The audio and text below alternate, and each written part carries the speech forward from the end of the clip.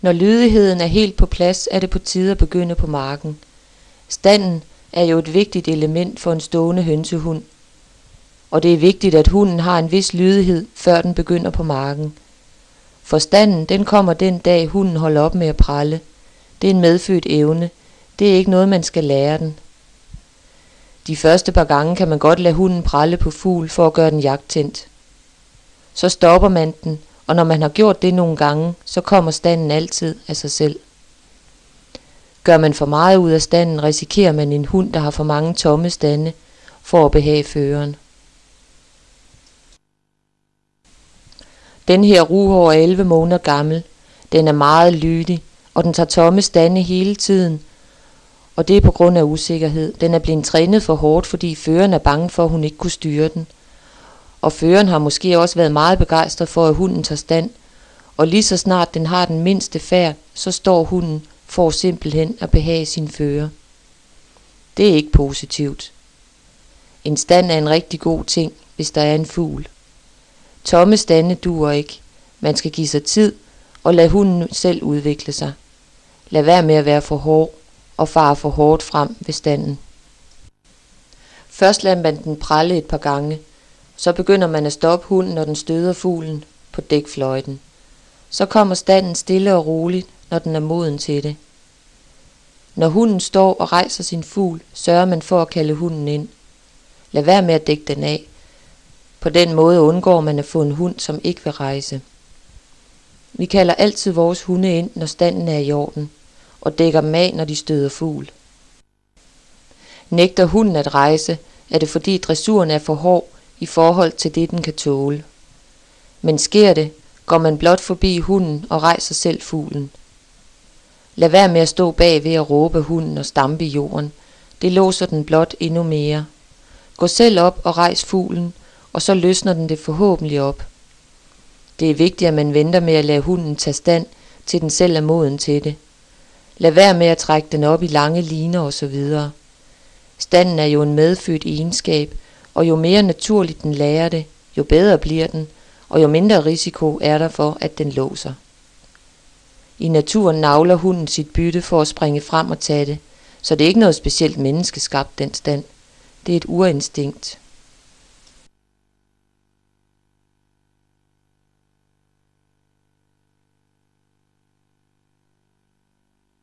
Her er en ruhår, som nusser lidt rundt og støder et par fugle. Den bliver bare fløjtet ned, og der sker ikke andet, end at inden længe så er den klar igen. Og den har faktisk stand derovre til højre, og den anden hund sekunderer smukt.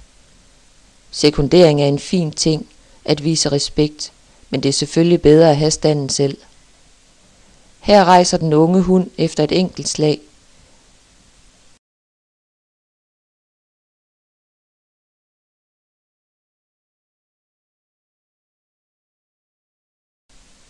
Og så bliver den kaldt ind og rost. Den bliver ikke dækket af.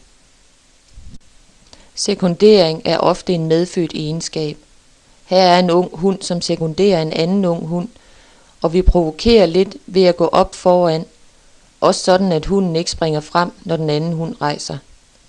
Hvis hunden ikke sekunderer sig selv, så kan man lære den ved altid at stoppe den, når den anden hund har stand. Man må aldrig sende den over arbejde, hvor den anden hund har standen. Det viste sig at være en tom stand.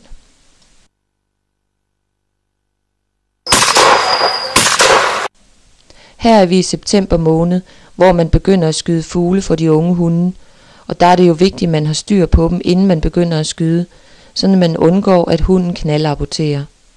Knaldabortering er ikke nogen god idé, for det skal være sådan, at man kan sende den ud, hvis der bliver skudt flere fugle, og abortere den anden skudte fugl, og den ikke bare ryger ud og tager den første, der falder ned, mens den anden skudte er langt væk.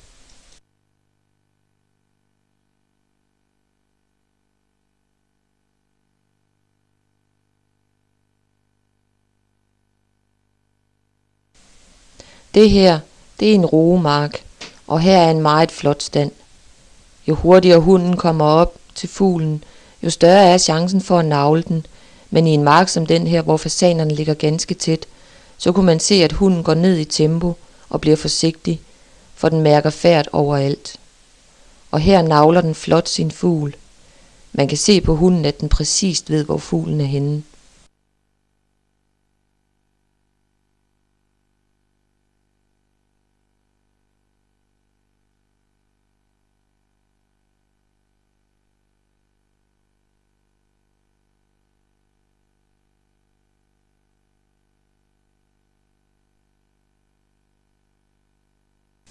Og stille og roligt kan skytten gå op og komme i position. Og hunden rejser præcist fuglen, og den bliver skudt ned.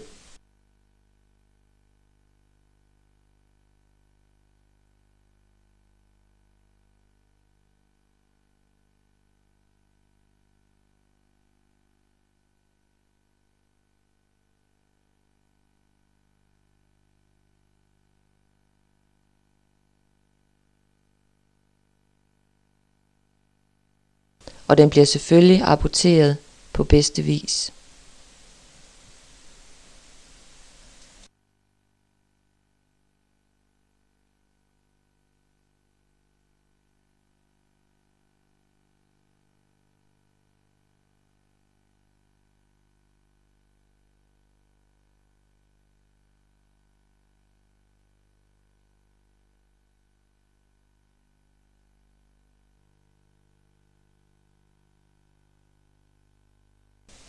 Her er en ung hund, der gerne vil knaldabortere, så skytten venter med at skyde fuglen, til den er langt ude, og føreren har fået hold på sin hund.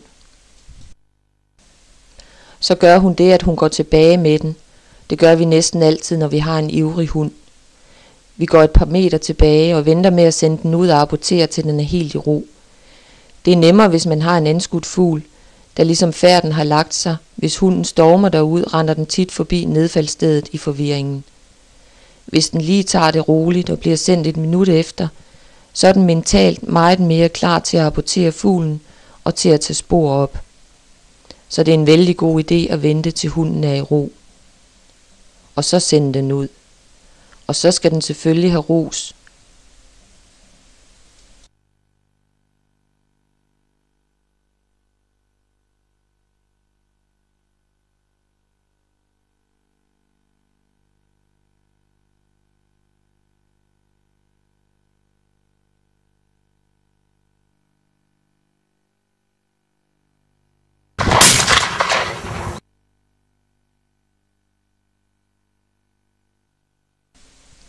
Og her er en hund, som vil knaldabortere.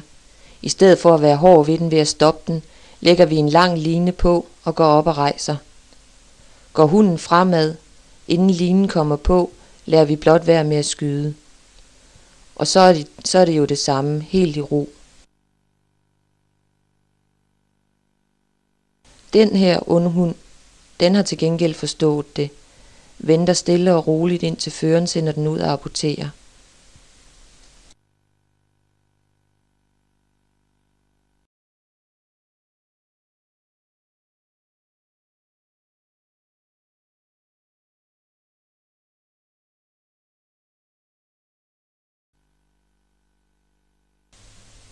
Fart, søg og stil er et vigtigt element. Vi starter altid søget med de unge hunde i modvind, for at lære dem at gå op imod vinden, og lægge et godt krydssøg an, sådan at de får hele terrænet med. Her i landet, hvor der er en stor vildtæthed på de åbne marker, der er det vigtigt, at de får arealet søgt ordentligt af i et smukt krydssøg. Jo højere farten er, jo større chance er der for, at fuglen trykker. Men farten skal heller ikke være større, end næsen kan følge med. Så det er noget, hunden skal afveje i forhold til dens erfaringer og evner. Hovedet skal bæres efter racens standard. For de ruhårede er det cirka i skulderhøjde. Den her ruhår går ualmindeligt smukt på marken, får terrænet virkelig godt med. Når vi går på marken, så går vi altid 2 og 2, for at vende hundene til at arbejde sammen med en anden hund. Lige fra træningens start, fra helt lille valg, vender vi dem også til at blive trænet sammen med andre hunde, selvom vi ikke har vist det på den her film. Det er vigtigt at deltage i fælles træning, men de svære ting er nemmest at lære dem, når de er alene, og når de så har lært det, så træner man sammen med andre.